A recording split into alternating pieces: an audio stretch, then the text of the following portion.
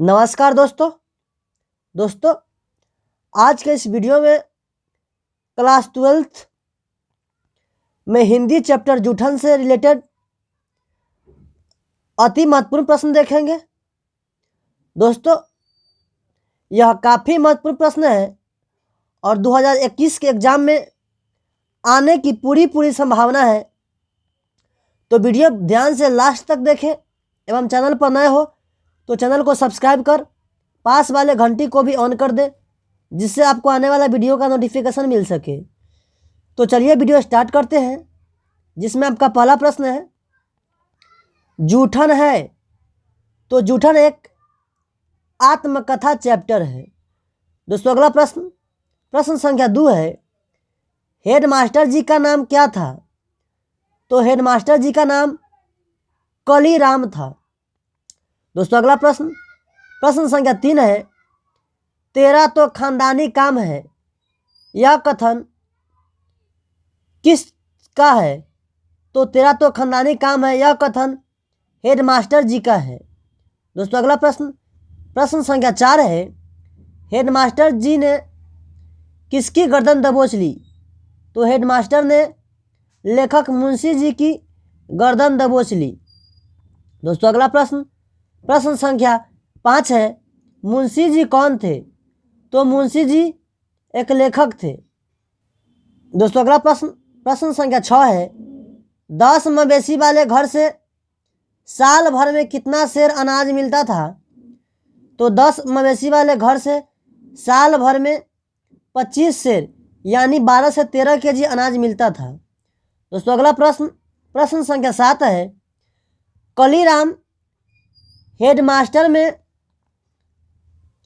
ने गाली देकर किसे धमकाया? तो कलीराम हेडमास्टर ने गाली देकर छोटन लाल को धमकाया था। दोस्तों अगला प्रश्न संख्या 8 है, हेडमास्टर जी का दूसरा सवाल क्या था? तो हेडमास्टर जी का दूसरा सवाल चूहरे का है। दोस्तों अगला प्रश्न संख्या 9 है, सूखी पुड़िया कब काम आती थी? तो सूखी पुड़िया बरसात में काम आती थी। दोस्तों अगला प्रश्न संख्या 10 है, सुखदेव सिंह त्यागी का पोता कौन था? तो सुखदेव सिंह त्यागी का पोता सुरेंद्र सिंह था। दोस्तों अगला प्रश्न संख्या 11 है, शादी के कितने दिन पहले लेखक के माँ पिताजी सुखदेव सिंह त्यागी के घर पर काम में लगे थे? तो शादी के 10 से 12 दिन पहले लेखक के माँ और पिताजी सुखदेव सिंह त्यागी के घर पर लगे थे। दोस्तों अगला प्रश्न संख्या 12 है, हमारे घर में तो कोई भी ऐसा खाना नहीं बना सकता है, यह कथन किसका है? तो हमारे घर में कोई भी ऐसा खाना नहीं बना सकता, यह कथन सुरेंद्र सिंह का है। दोस्तों अगला प्रश्न संख्या 13 है, किनकी बात सुनकर लेखक की पत्नी खुश हुई? तो सुरेंद्र सिंह की बात सुनकर लेखक की पत्नी खुश हुई। दोस्तों अगला प्रश्न संख्या 14 है, खाल को निकालते ही उस पर क्या लगाना पड़ता था? तो खाल को निकालते ही उस पर नमक लगाना पड़ता था। दोस्तों अगला प्रश्न संख्या 15 है, मरे हुए पशु की खाल किस बाजार में बिकता था?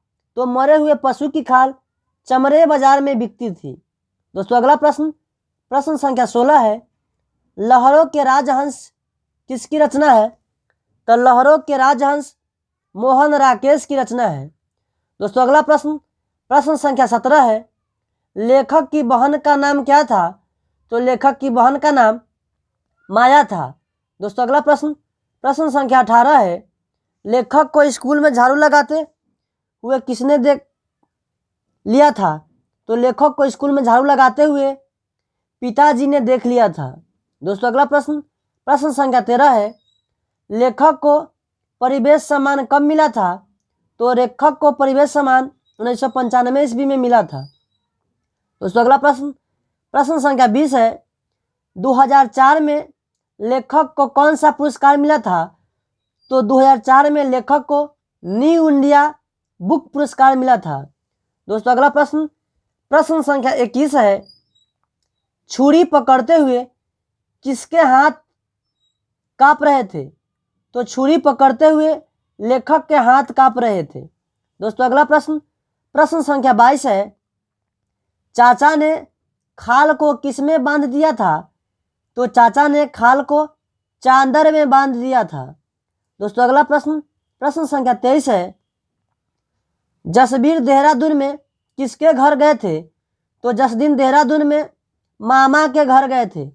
दोस्तों अगला प्रश्न, प्रश्न संख्या 25 है, किसका बैल खेत में आते समय रास्ते में गिर पड़ा?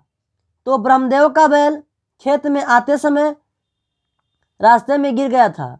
दोस्तों अगला प्रश्न, प्रश्न संख्या 25 है, सुरेंद्र सिंह की बुआ सुखदेव सिंह की क्या लगती थी? तो सुरेंद्र सिंह की बुआ सुखदेव सिंह की बेटी लगती थी। दोस्तों अगला प्रश्न, प्रश्न संख्या 26 है, जसबीर और जनेसर लेखक के क्या थे? तो जसबीर और जनेसर लेखक के भाई थे।